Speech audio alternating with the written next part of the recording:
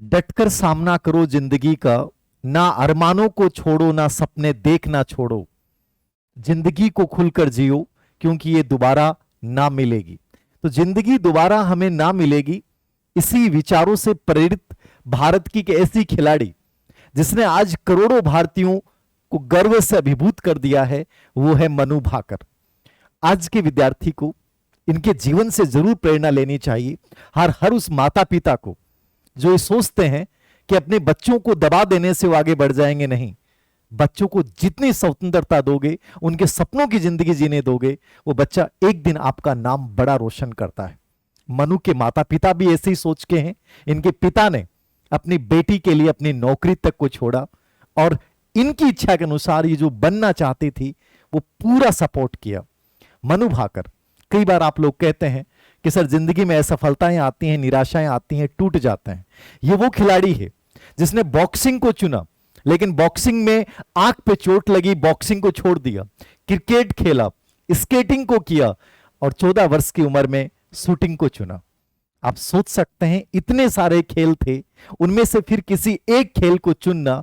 हम बहुत जल्दी परेशान हो जाते हैं कि सर मेरा ड्रीम था, मैं इसको हासिल नहीं कर पाया, अब मेरी जिंदगी की शुरुआत कैसे होगी।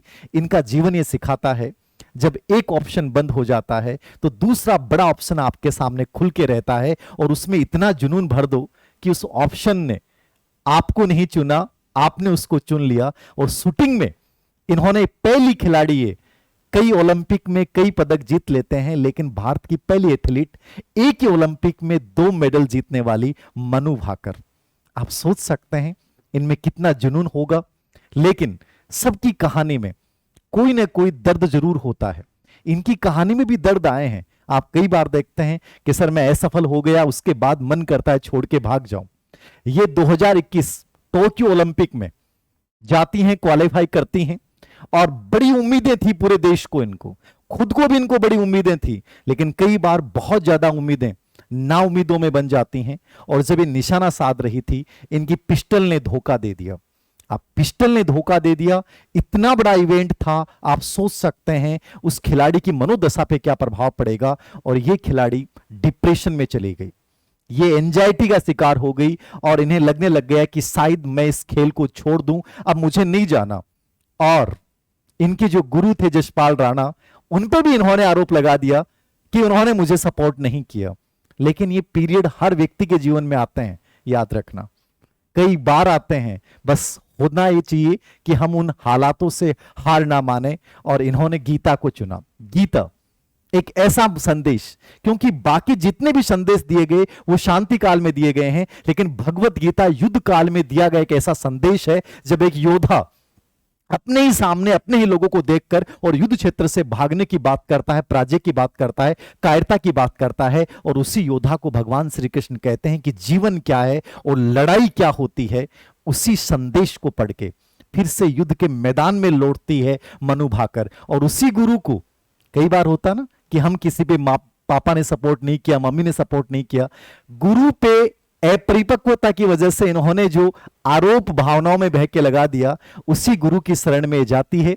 और पेरिस ओलंपिक से पहले उन्हीं गुरु का आशीर्वाद लेके, याद रखिएगा, जिसको आपने सिखाया है, जिसको आपने आगे बढ़ाया है, उसको कभी मत छोड़ना। मनु भाकर का जीवन यही कहता है कि उसी गुरु की शरण में दोबारा से उसी गुरु पे विश्वास करके उस गुरु के पैरों में जाकर और फिर ये पेरिस ओलंपिक में उतरती है।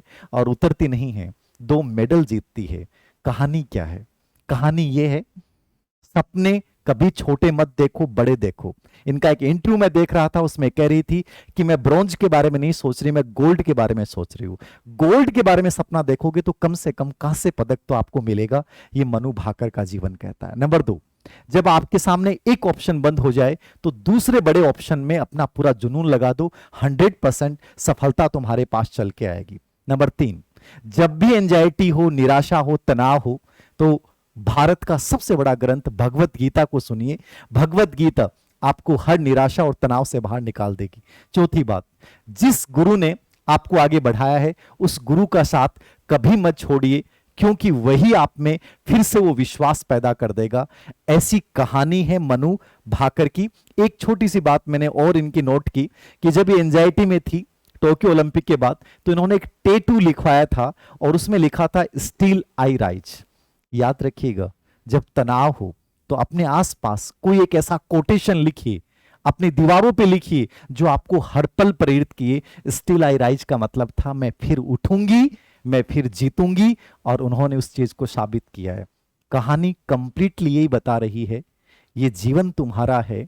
जब भी निराशा और तनाव आए तो अपने एक्शन से, अपने जुनून से उस निराशा और तनाव को हराइए, और पूरे भारत में अपने नाम को इतना बड़ा बनाइए कि लोग आपको सर्च करें। यह है मनु भाकर की कहानी। Thank you.